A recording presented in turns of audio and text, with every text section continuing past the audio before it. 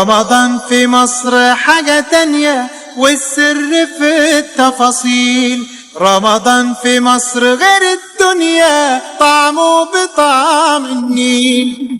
في كل حتة بنتمشى، فوانيس وزينة في الشارع، صوت الأذان يدخل قلبك، ونصلي تراويح في الجامع.